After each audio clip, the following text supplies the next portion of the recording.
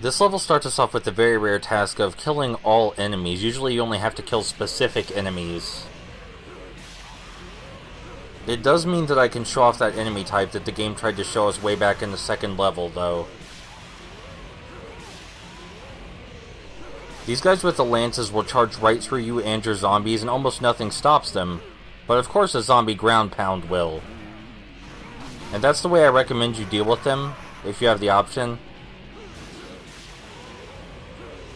They do act as good practice for the dodge function though, which you activate by pressing jump really quickly twice. As you can imagine, this can be hard to trigger sometimes, because the game thinks you would rather jump instead.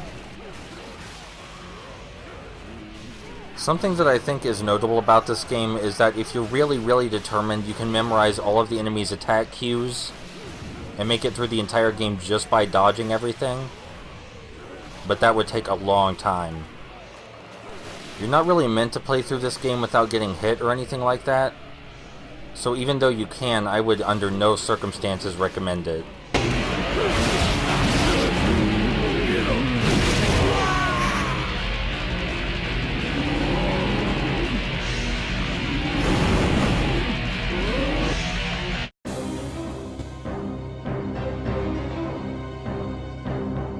Ha! Elite Royal Guard! They're not worth a drop of my piss!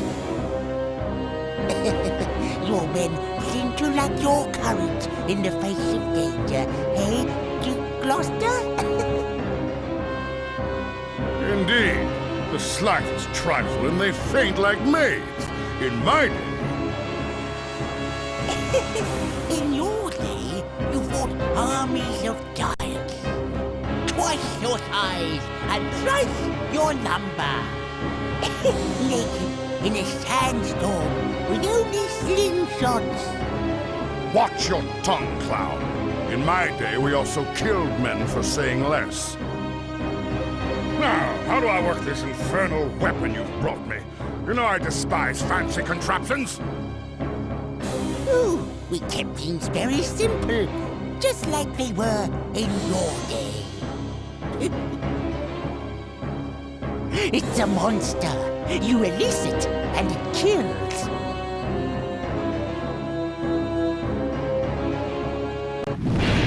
It can be hard to pin down the tone this game is going for, but if you think of it as a 90s anime miniseries in video game form, that about sums it up.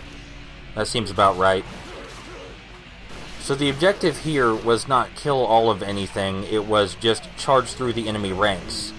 What that means is we don't actually have to fight anybody.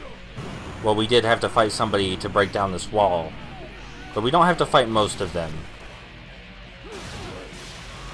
As you might have seen way back at the start, we can use one of our zombies as a shield, which lets us basically just walk with impunity for a while.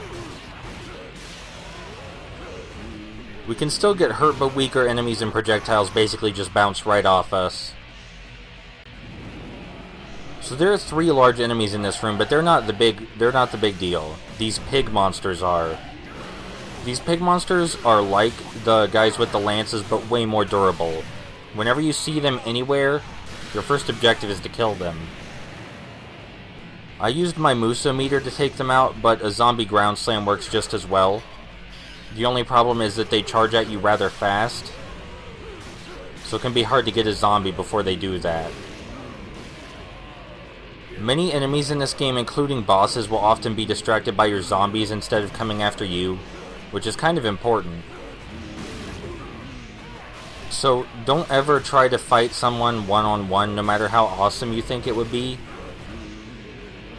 This game really isn't built for that kind of thing. Distracting your enemies with zombies is especially easy considering they have a lot of health. They're really hard to take down. I'd say they're definitely more durable than you are. But yeah, we know how to take these big guys out by now, so they're really not a threat to us in any way. Now fighting 2 of them at once, that might be a bit of a different story, and you're intended to fight these 2 guys up here at the same time. But the range of aggro for large enemies is incredibly small, so we can actually take them out one at a time, which is what I'm going to try to do.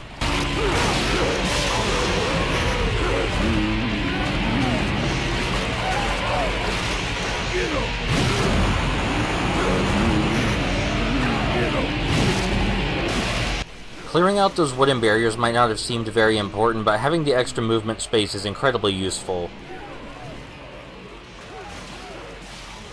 We've almost got our Muso meter full again, so we're not going to open that chest just yet. There aren't an abundance of wrath and health pickups in this game. There's always enough. But if you run out, you know, every soldier is a wrath and health pickup.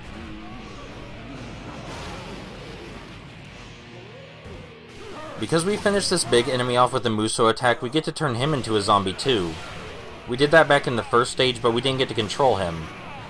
But we do get that opportunity here. And our big zombie friend is going to hold the other big enemy still,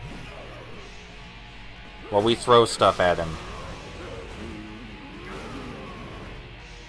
If you have a big zombie on your side, it can keep almost any other enemy busy. The only downside is that its body can sometimes block the things you're throwing.